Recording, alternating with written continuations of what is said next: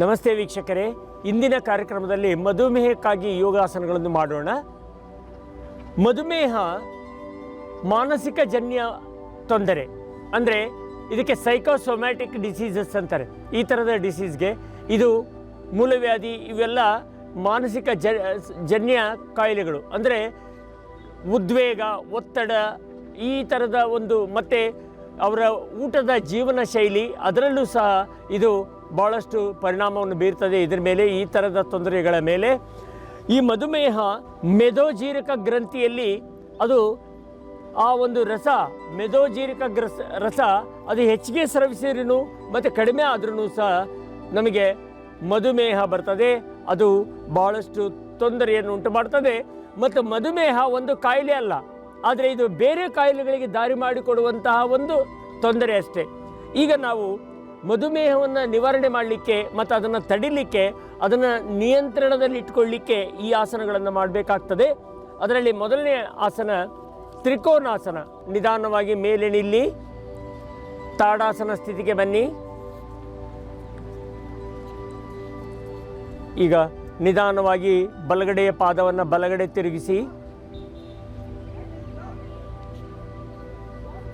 ಅದನ್ನಿನ್ನೂ ಚಾಚಿ, ಈಗ ಎರಡು ಕೈಗಳನ್ನು ಭುಜದ ನೇರಕ್ಕೆ ತಂದು ಉಸಿರನ್ನು ತಗೊಳ್ಳಿ.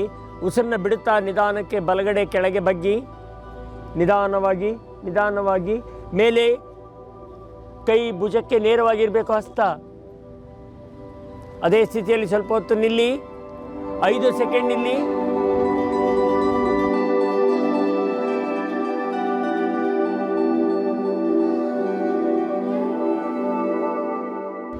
ನಿಧಾನವಾಗಿ ಮೇಲೆ ಬನ್ನಿ. ಅದೇ ರೀತಿ ಈಗ ಎಡಗಡೆಯ ಪಾದವನ್ನು ಎಡಗಡೆ ತಿರುಗಿಸಿ, ನಿಧಾನವಾಗಿ ಎರಡು ಕೈಗಳನ್ನು ಭುಜಕ್ಕೆ ನೇರವಾಗಿ ತಂದು, ಈಗ ಉಸಿರನ್ನ ದೀರ್ಘವಾಗಿ ತಗೊಳ್ಳಿ. ಉಸಿರನ್ನ ಬಿಡುತ್ತಾ ನಿಧಾನಕ್ಕೆ ಎಡಗಡೆ ಪಾದವನ್ನು ಬೆಂಡ್ ಮಾಡಿ, ಕೆಳಗೆ ದೇಹವನ್ನು ಬೆಂಡ್ ಮಾಡಿ, ಅದೇ ಸ್ಥಿತಿಯಲ್ಲಿ ಸ್ವಲ್ಪ ಹೊತ್ತು ನಿಲ್ಲಿ. ಸಹಜ ಉಸಿರಾಟ.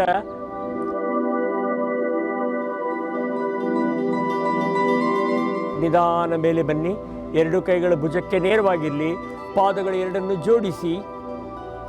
ಈಗ ಮುಂದಿನ ಒಂದು ಆಸನ ಮಾಡೋಣ. ಕುಳಿತುಕೊಳ್ಳಿ ದಂಡಾಸನದ ಸ್ಥಿತಿಯಲ್ಲಿ ನಿಧಾನವಾಗಿ. ಮುಂದಿನ ಒಂದು ಆಸನ ವಕ್ರಾಸನ. ವಕ್ರಾಸನ ಈ ಆಸನ ಮಧುಮೇಹ ತೊಂದರೆಗೆ ಭಾಳ ಒಳ್ಳೆಯ ಆಸನ, ಉತ್ತಮ ಆಸನ.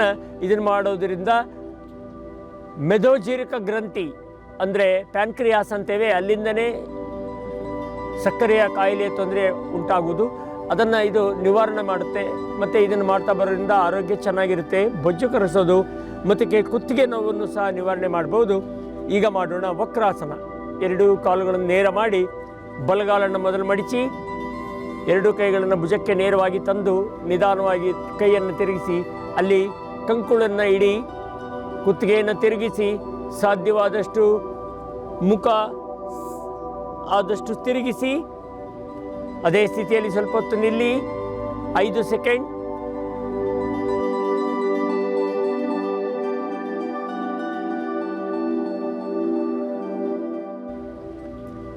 ಈಗ ಅದೇ ರೀತಿ ಇನ್ನೊಂದು ಬದಿಯಲ್ಲಿ ಮಾಡೋಣ.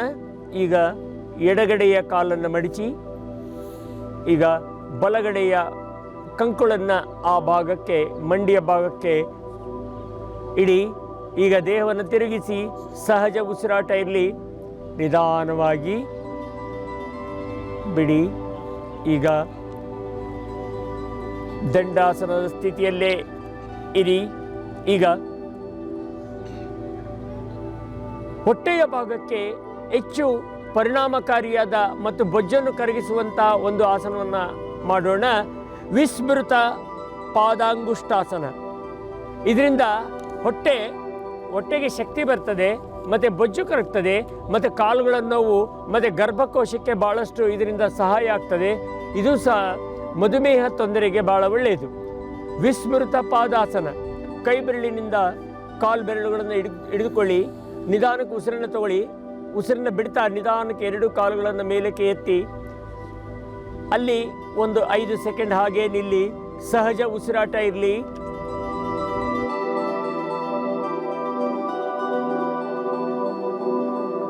ನಿಧಾನಕ್ಕೆ ಕೆಳಗೆ ಬಿಡಿ. ನಿಧಾನಕ್ಕೆ, do as slowly as possible. ಎಷ್ಟು ನಿಧಾನ ಆಗುತ್ತೆ ಅಷ್ಟು ನಿಧಾನಕ್ಕೆ ಬಿಡಬೇಕು, ಅವಸರ ಮಾಡಬಾರ್ದು. ಗೊತ್ತಾಯ್ತಾ?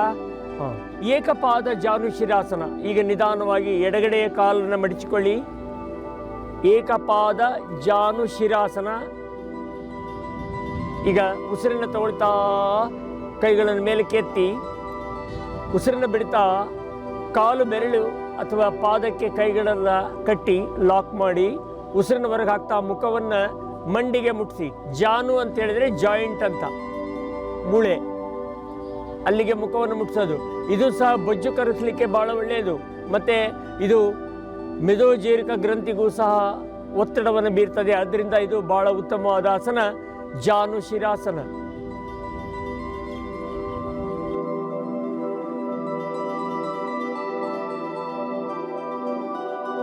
ನಿಧಾನಕ್ಕೆ ಮೇಲೆ ಬನ್ನಿ. ಅದೇ ರೀತಿ ಇನ್ನೊಂದು ಬದಿಯಲ್ಲಿ ಮಾಡೋಣ. ಎಡಗಡೆ. ಈಗ ಎಡಗಡೆಯ ಕಾಲನ್ನು ನೇರ ಮಾಡಿ ಬಲಗಡೆಯ ಕಾಲನ್ನು ಮಡಚಿ ಎಡಗಾಲನ್ನು ನೇರವಾಗಿ ಚಾಚಿ ಈಗ ಉಸಿರನ್ನು ದೀರ್ಘವಾಗಿ ತಗೊಂಡು ಕೈಗಳನ್ನು ಎತ್ತಿ ಈಗ ಉಸಿರನ್ನು ಬಿಡ್ತಾ ನಿಧಾನಕ್ಕೆ ಮುಖವನ್ನು ಮಂಡಿಗೆ ತಾಗಿಸಿ ಸಾಧ್ಯವಾದಷ್ಟು 5 ಸೆಕೆಂಡ್ ಆದರೂ ಅಲ್ಲಿ ಇರಿ.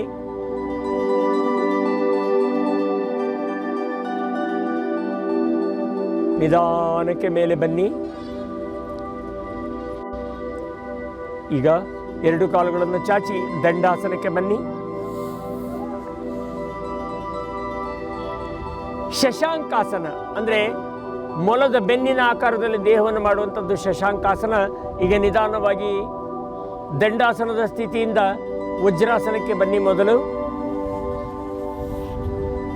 ಈ ಆಸನವನ್ನು ಮಾಡೋದ್ರಿಂದ ಬೊಜ್ಜು ಕರಗಿಸಲಿಕ್ಕೆ ಭಾಳ ಒಳ್ಳೆಯದು. ಕಾಲುಗಳಿಗೆ ಶಕ್ತಿ ಬರುತ್ತೆ ಮತ್ತು ನಿದ್ರೆ ಚೆನ್ನಾಗಿ ಬರಲಿಕ್ಕೆ ಈ ಆಸನವನ್ನು ಮಾಡಬೇಕು. ನಿಧಾನಕ್ಕೆ 2 ಕೈಗಳನ್ನು ಹಿಂದಕ್ಕೆ ಕಟ್ಟಿ ಉಸಿರನ್ನು ತಗೊಳ್ಳಿ. ಉಸಿರನ್ನು ಬಿಡ್ತಾ ಮುಖವನ್ನು ನೆಲಕ್ಕೆ ಮುಟ್ಟಿಸಿ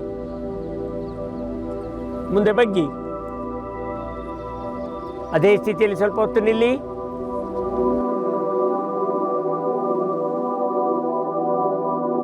ನಿಧಾನಕ್ಕೆ ಮೇಲಕ್ಕೆ ಏಳಿ.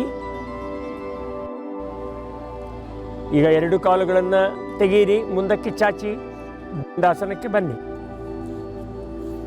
ಈಗ ಕಪ್ಪೆಯ ಆಕಾರದಲ್ಲಿ ದೇಹವನ್ನು ಮಾಡುವುದು, ಇದು ಸಹ ಮಧುಮೇಹ ತೊಂದರೆಗೆ ಭಾಳ ಒಳ್ಳೆಯದು. ಮಂಡೂಕಾಸನ. 2 ಮಂಡಿಯ ಮಧ್ಯ ಕೂತ್ಕೊಳ್ಬೇಕು. 2 ಪಾದಗಳನ್ನು ಅಗಲಿಸಿ ಮಧ್ಯಕ್ಕೆ ಕೂತ್ಕೊಳ್ಬೇಕು. ನಿಧಾನಕ್ಕೆ ಕೈಗಳನ್ನು ಮುಂದಕ್ಕೆ ಚಾಚಿ ಉಸಿರನ್ನು ತಗೊಳ್ಳಿ.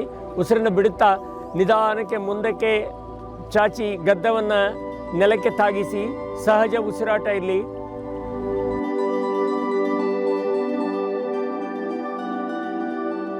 ನಿಧಾನಕ್ಕೆ ಮೇಲಕ್ಕೆ ಬನ್ನಿ. ಗುಡ್. ಈಗ 2 ಕಾಲುಗಳನ್ನು ಮತ್ತೆ ವಜ್ರಾಸನದಲ್ಲಿ ಬಂದು ವಜ್ರಾಸನದಿಂದ ದಂಡಾಸನಕ್ಕೆ ಬನ್ನಿ. ಈಗ ಬೆನ್ನಿನ ಮೇಲೆ ಮಲಗಿ ಪವನ ಮುಕ್ತಾಸನ ಮಾಡೋಣ. ಪವನ ಮುಕ್ತಾಸನ ಮಾಡೋದ್ರಿಂದ ಗ್ಯಾಸ್ಟ್ರಿಕ್ ಆಸಿಡಿಟಿ ನಿವಾರಣೆ ಆಗ್ತದೆ. ಮತ್ತು ಇದನ್ನು ದಿನನಿತ್ಯ ಮಾಡೋದ್ರಿಂದ ಬೊಜ್ಜು ಸಹ ಕರಗುತ್ತೆ. ಮಧುಮೇಹ ತೊಂದರೆಗೂ ಸಹ ಭಾಳ ಒಳ್ಳೆಯದು. ಈಗ ಮಾಡಿ ಪವನ ಮುಕ್ತಾಸನ. ಬೆನ್ನಿನ ಮೇಲೆ ಮಲಗಿ ಮೊದಲು 2 ಕಾಲುಗಳನ್ನು ಮಡಿಚಿಕೊಳ್ಳಿ. 2 ಕೈಗಳನ್ನು ಕಟ್ಟಿ ಕಾಲುಗಳಿಗೆ ಸಹಜ ಉಸಿರಾಟ 5 ಸರಿನಾದರೂ ಉಸಿರಾಟ ನಡೆಸಿ.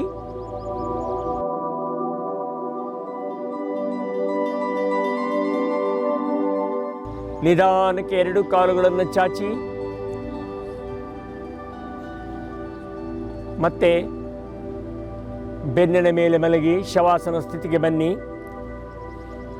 ಭುಜಂಗಾಸನ ಅಂದರೆ ಹಾವಿನ ಆಕಾರದಲ್ಲಿ, ಹಾವು ಎಡೆಯನ್ನು ಎತ್ತುವ ಆಕಾರದಲ್ಲಿ ದೇಹವನ್ನು ಮಾಡುವಂಥದ್ದು ಭುಜಂಗಾಸನ. ಮುಖವನ್ನು ಹೊಟ್ಟೆಯ ಮೇಲೆ ಮೊದಲು ಮಲಗಿ ಈಗ ಹಸ್ತವನ್ನು ಎದೆ ಪಕ್ಕ ತನ್ನಿ. ಉಸಿರನ್ನು ಬಿಡಿ. ಉಸಿರನ್ನು ತಗೊಳ್ತಾ ನಿಧಾನಕ್ಕೆ ತಲೆಯನ್ನು ಸಾಧ್ಯವಾದಷ್ಟು ಮೇಲೆ ಎತ್ತಿ ಅದೇ ಸ್ಥಿತಿಯಲ್ಲಿ ನಿಲ್ಲಬೇಕು. ಇದು ಸಹ ಬೆನ್ನು ನೋವಿಗೆ ಬಹಳ ಒಳ್ಳೆಯದು.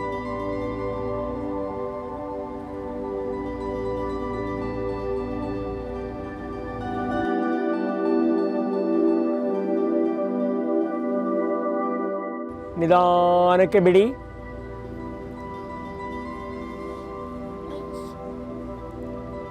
ಈಗ ಧನುರಾಸನ, ಕಾಲುಗಳನ್ನು ಮಡಚಿಕೊಳ್ಳಿ. ಧನುಸ್ಸಿನ ಆಕಾರದಲ್ಲಿ ಮಾಡುವಂಥದ್ದು ಧನುರಾಸನ. ಸಾಧ್ಯವಾದಷ್ಟು ತಲೆಯನ್ನೇ ಮೇಲಕ್ಕೆ ಎತ್ತಿ ದೇಹವನ್ನು ಮೇಲಕ್ಕೆ ಜಗ್ಗಿ ಅದೇ ಸ್ಥಿತಿಯಲ್ಲಿ ಸ್ವಲ್ಪ ಹೊತ್ತು ನಿಲ್ಲಿ.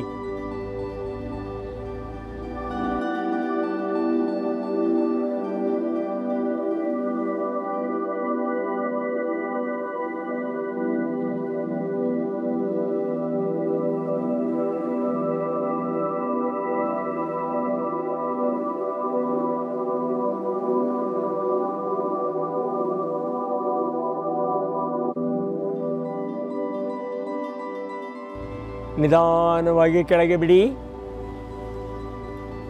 ಈಗ ಬೆನ್ನಿನ ಮೇಲೆ ಮಲಗಿ ಶವಾಸನ.